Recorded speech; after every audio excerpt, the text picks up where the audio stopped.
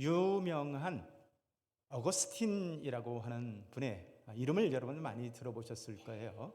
사실 성경 속에 바울이 있다면 2000년 기독교 신학의 틀을 세운 사람은 바로 이 어거스틴이라고 말할 수 있겠습니다. 우리가 이제 칼빈을 매우 위대한 사람으로 말하지만 사실 이 칼빈이 한 공로는 이 방대한 어거스틴의 사상을, 신학적 사상을 체계화한, 조직적으로 잘 체계화한 사람. 그래서 참 대단한 거죠.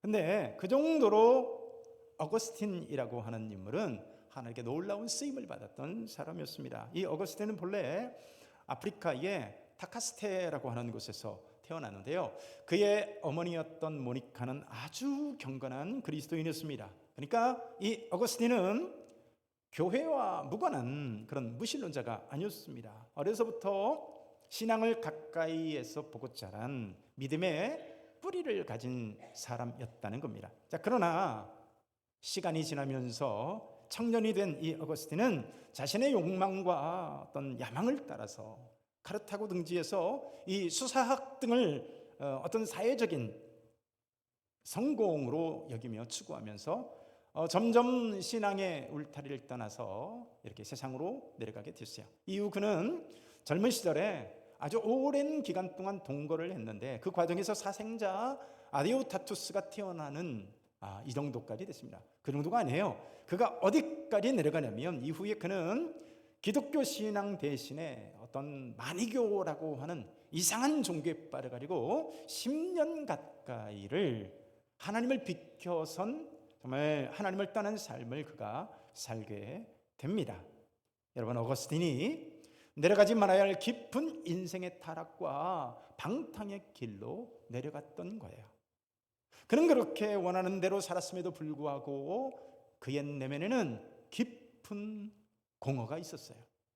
그가 수사학으로 밀라노에서 정말 당대 최고 수준의 경력과 이렇게 명성을 쌓아갔지만 그의 내면에는 점점 불안과 공허 가운데서 그는 몸부림을 쳤던 거예요. 자, 그러던 어느 날 그의 이 텅 빈 영혼에 당시 가장 위대한 설교자였던 주교 암브로스의 그가 설교를 듣게 되는데 이 한편의 설교가 그의 마음에 큰 반향을 일으키게 됩니다. 그리고 이후에 집에 돌아왔을 때에 성령의 음성을 그가 듣게 되는데요.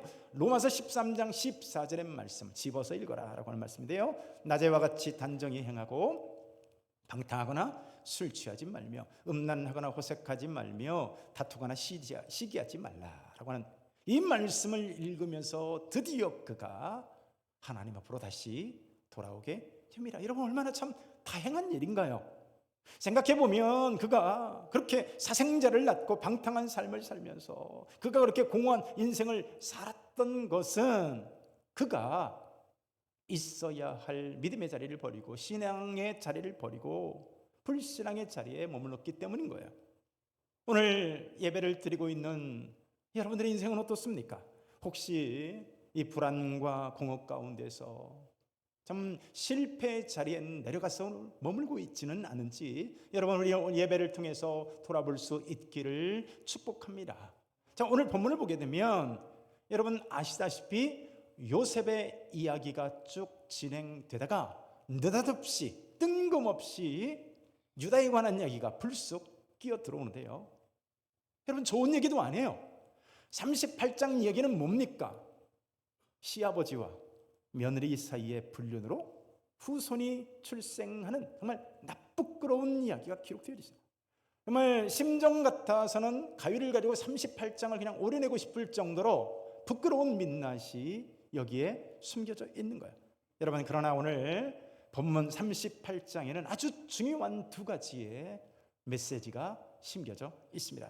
첫 번째는 뭐냐면 하나님의 약속의 자녀라 할지라도 하나님의 말씀과 신앙 공동체를 떠나서 제멋대로 살면 어려움이 임하고 저주와 고통 속에서 살게 되더라는 거예요. 또 한 가지 더 중요한 메시지가 있는데요. 자, 우리 인간의 연약함과 이 불신앙으로 인한 이 죄와 실수가 아무리 많다 할지라도 그것 때문에 하나님은 결코 하나님 자신의 약속을 포기하지 아니하신다는 사실이에요. 자, 여러분, 유다가 어떤 사람일까요? 유다는 야곱의 12아들 중에서 네 번째 아들이었습니다. 자, 그런데 이 야곱의 집도 참 평탄하지가 못하죠. 첫 번째 아들이었던 르우벤은 아버지의 첩이었던 비라와 동침함으로 말미암아 아버지의 저주를 받게 됩니다. 둘째와 셋째 이 시므온과 레위는 여동생 디나가 추장 하몰의 아들 세겜으로부터 성폭행을 당하자 이들을 속여가지고 그 성읍 전체를 멸족시켜버리는, 그것도 그런 사륙도 모자라서 그들의 재물까지 모조리 노력하는 이런 천인공노할 짓을 저질렀어요. 이런 추악한 죄로 인해서 야곱은 역시 시므온과 레위라고 하는 두 아들에게 저주성 예언을 하게 됩니다. 자, 그리고 누가 나와요? 네 번째 아들인 유다가 오늘 본문의 주인공으로 등장을 하는데, 야곱은요 유다를 향해서 형제의 찬송이 될지라 라고 얘기해요. 내 손이 원수의 목을 얇을 것이요 내 아비의 아들들이 내 앞에 절하리로다. 생각해보면 자, 이 말씀은 본래 하나님이 요셉에게 주었던 말씀이잖아요. 축복의 말씀이잖아요. 그렇게 해서 유다는 12아들들 중에서 실제적인 장자의 명분을 계승을 하고, 또 이제 49장 이후에 보면 야곱이 12아들들에게 쭉 축복을 하는데 유다를 향해서는 어떻게 축복을 할까요? 49장 10절을 보면 우리 같이 읽습니다. 시작. 규가 유다를 떠나지 아니하며 통치자의 지팡이가 그 발 사이를 떠나지 아니하시기를 실로가 오기까지 이르리니 그에게 모든 백성이 복종하리로다. 이게요 그 놀라운 메시아의 출생에 관한 예언을 야곱이 하게 되는데, 야곱이 누구의 가문을 통해서? 놀랍게도 유다의 가문을 통해서 메시아가 나시게 될 것이다 라고 하는 놀라운 예언을 하는 거예요. 그러니까 요셉을 빼고 12형제들 중에서 사실 이런 축복을 받은 사람이 없습니다. 자, 그런데 과연 이 유다라고 하는 인물이 그런 축복을 받을 만한 자격이 있는 사람이냐? 자, 오늘 본문에 등장한 유다의 모습은 어떻게 나타납니까? 우리 1절과 2절입니다. 시작. 그 후에 유다가 자기 형제들로부터 떠나 내려가서 아둘람 사람 히라와 가까이 하니라. 유다가 거기서 가나안 사람 수아라 하는 자의 딸을 보고 그를 데리고 동침하니. 자, 보세요. 중요한 단어가 등장하는데 유다가 자기 형제들로부터 떠나 내려가서예요. 자, 여기 내려가다. 이것은 단순히 어떤 이사나 여행을 갔다는 게 아니에요. 여기 내려가다라고 하는 단어가 히브리어 야라드인데요. 이건 단순히 지리적인 어떤 내려감, 하강을 의미하는 것이 아닙니다. 그 유명한 요나 선지자가 하나님의 말씀에 불순종해서 하나님의 낯을 피하여 욥바로 내려갔더라. 이 내려가다, 이 단어가 야라드라고 하는 단어. 그러니까 여러분, 오늘 유다가 형제들로부터 떠나 내려갔다, 이 단어와 요나가 하나님 앞에서 정면으로 불순종해서 욥바로 내려갔다, 이 같은 히브리어 단어를 쓰고 있는 거예요. 그러니까 유다가 아둘람으로 내려간 것은 그러니까 그의 지금 영적인 추락을 의미하고 있는 거예요.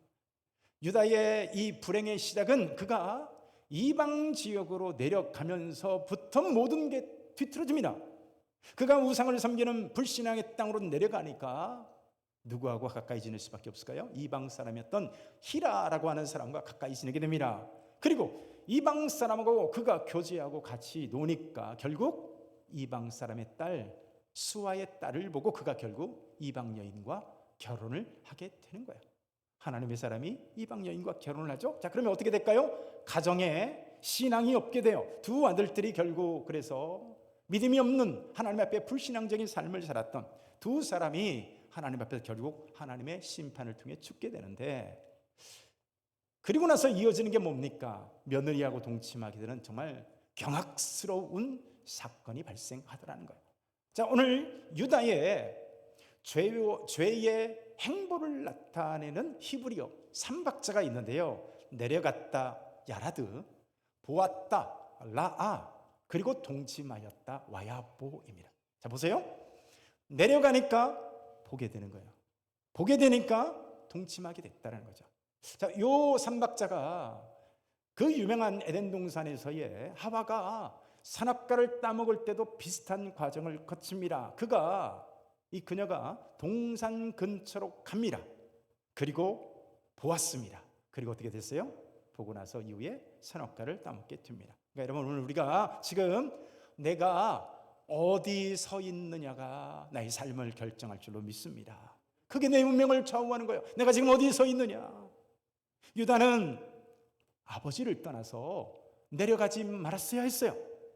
오늘 유다에게 3명의 자식이 있었습니다. 엘과 오난과 셀라라고 하는 3명의 아들이 있었는데, 근데요, 이 3명의 자녀들 가운데 제대로 된 신앙 교육을 받은 사람이 단 한 명도 없는 거예요.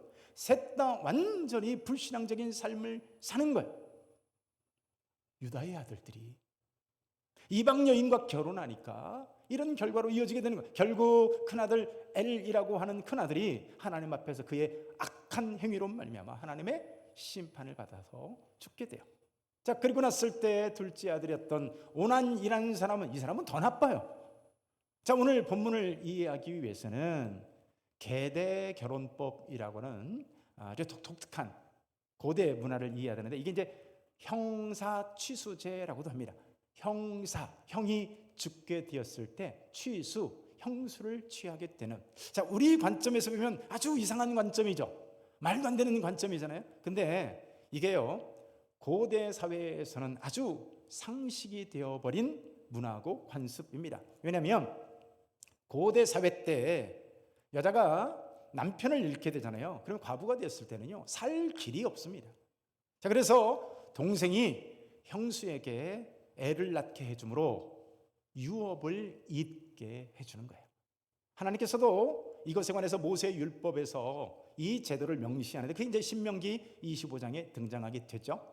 칼빈이라고 하는 유명한 종교개혁가도 이 부분을 주석할 때 자식이 없이 죽은 자를 계대시켜주면 자비에 속한 일이다라고 주석을 했습니다. 근데 여러분, 오나는 어떻게 했어요?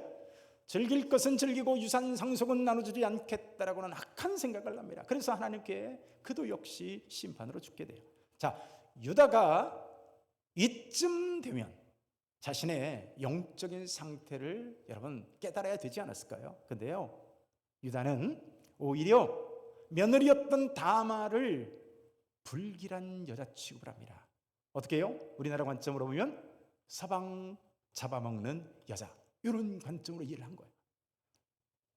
유다는 마땅히 셋째 아들 셀라를 다말에게 주어서 대가 끊기지 않게 했어야 되는데요, 어떻게 해요? 유다를 친정으로 내쫓아 버립니다. 누가?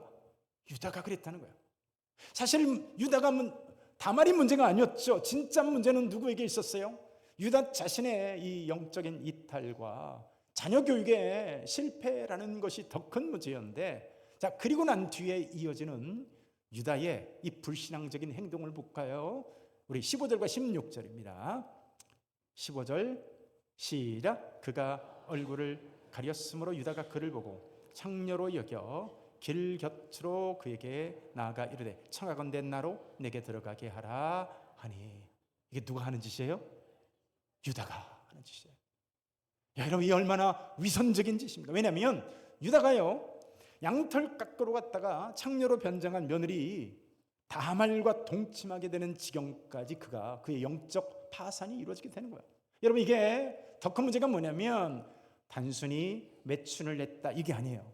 왜냐하면 당시에 종교적인 이 가나안의 다산의식, 이게 이제 소위 제의 매춘이라고 하는데, 유다가 그런 참여를 한 거예요. 그러니까 하나님을 믿는다고 하는 사람이 이방 종교의 풍습을 좇아서 음행을 저지르면서도 나중에 우리가 다음 주에 다시 더 자세히 살펴보게 될 것이지만, 며느리가 임신했다는 얘기를 듣자마자 전후 관계를 따져보지도 않고 끌어내서 불태워 죽이라고 말을 하는 거예요. 여러분, 이 유다의 모습이 우리의 모습이고 동시에 우리의 민낯인 거예요. 유다처럼 우리도 하나님을 믿는다라고 하면서도 여러분, 우리가 얼마나 세상을 향해 내려가면서 또 나는 아닌 척, 남을 정죄하고, 또 여러분 다말처럼 목적을 위해서라면 그야말로 수단과 방법을 가리지 않는 이 두 사람의 모습이 어쩌면 이 자리에 예배하고 있는 우리의 영적인 민낯이 아닌가 싶습니다. 여러분, 그럼에도 불구하고 하나님의 은혜가 뭘까요? 그러한 그들의 연약함 위에 하나님의 은혜는 지속되더라는 겁니다. 그런 유다의 약함과 정말 후손을 위해서라면 시아버지와 동침도 불사하겠다라고 하는 이 다말의 간교함 속에서도 하나님은요, 오늘 다말에게 베레스와 세라라고 하는 쌍둥이 아들을 허락하시는 거예요. 정말 유다의 이 짓을 보면서 그들을 진멸하고 약속이고 뭐고 그냥 끝장 내버릴 것 같은데, 놀라운 것은 하나님의 은혜가 계속되더라는 거죠. 그리고 한심한 유다와 다말이었지만 하나님은 이들을 통해 하나님의 약속과 구원의 은혜를 포기하지 않으시고 쌍둥이 아들들의 후손 가운데 그리스도가 태어나게 하시는 거예요. 여러분, 놀랍지 않으세요? 야곱의 12지파 중에서 이 유다 지파가, 이런 유다 지파가 예수님의 직계조상이 되는 거예요. 어떻게 유다 같은 사람을 내치지 않을 수가 있을까요? 놀라운 것은 마태복음 1장을 보게 되면 버젓이 다말이라고 하는 사람의 이름이요, 이 여인의 이름이 예수님의 족보 가운데 기록되어져 있는 거예요. 여러분, 이게 하나님의 은혜인 줄 믿습니다. 만약에 우리가 범죄할 때마다 하나님이 우리를 버리시고 진멸하신다면 저와 여러분들은 소망이 없을 거예요. 그런데 우리가 때로는 유다 같고 때로는 다말같이 부도덕할 때도 하나님은 우리를 향한 은혜의 사랑을 거두시지 않더라는 겁니다. 하나님은 나를 버리지 아니하시고 포기하지 아니하시고 하나님의 나라의 완성을 위해서 우리를 선용하시는 줄 믿으시기를 축원합니다. 그러나 여러분, 오늘 분명한 우리가 두 가지의 메시지를 기억해야만 할 것입니다. 첫 번째, 신앙의 공동체를 떠나지 말라는 거예요. 어려워도 힘들어도 때로는 마음에 안 들어도 여러분, 신앙의 자리를 떠나지 말고 교회를 떠나지 말고 여러분, 불신앙의 자리로 내려가지 않으실 수 있기를 축복합니다. 때로는 답답한 것 같지만, 때로는 미련한 것 같지만 여러분, 지금 있는 그 믿음의 자리가 복된 자리인 것을 믿으시길 축원합니다. 여러분, 그 믿음의 자리를 떠나는 순간 오늘 우리가 유다처럼 이런 불행한 연속들이 우리의 삶의 둥지를 틀게 되는 거예요. 두 번째가 뭘까요? 우리가 아무리 연약하다 할지라도 그 연약한 순간에도 우리를 향한 하나님의 은혜의 손길은 거두어지지 않는다. 여러분, 우리가 믿음이 좋을 때는요, 나도 하나님을 붙잡고 하나님도 내 팔을 붙들고 계세요. 자, 그런데 때로는 우리가 시험에 들고 고난이 닥치잖아요. 힘들어서, 시험 들어서 연약해서 때로는 우리가 하나님의 팔을 놓아버릴 때가 있어요. 그런데 여러분, 그래도 우리를 붙드는 하나님의 팔은 여전히 우리를 붙들고 계실 줄 믿습니다. 그래서 여러분, 하나님은 우리를 마침내 믿음의 자리로 이끄셔서 우리를 복된 자리에 세우시는 것입니다. 여러분, 오늘 연약함 위에 수놓아진 이 하나님의 은혜를 기억하며 복된 신앙생활을 이어갈 수 있는 저와 여러분들 될 수 있기를 축원합니다. 자, 우리 한 목소리로 한번 기도하기를 원합니다. 오늘 기도할 때 하나님, 믿음에 내려가지 말아야 할 불신앙의 자리에 있지 않도록 하나님 끝까지 믿음의 자리를 지키게 하여 주시옵소서. 유다와 다말처럼 연약하고 실패 많은 우리를 정죄치 아니하시고 은혜로 순화짐을 기억하게 하여 주옵소서. 하나님, 어떤 시험과 시련의 자리에서도 하나님 믿음의 손을 놓지 않는 우리 되기를 소망합니다. 우리 한 목소리로 한번 기도합니다.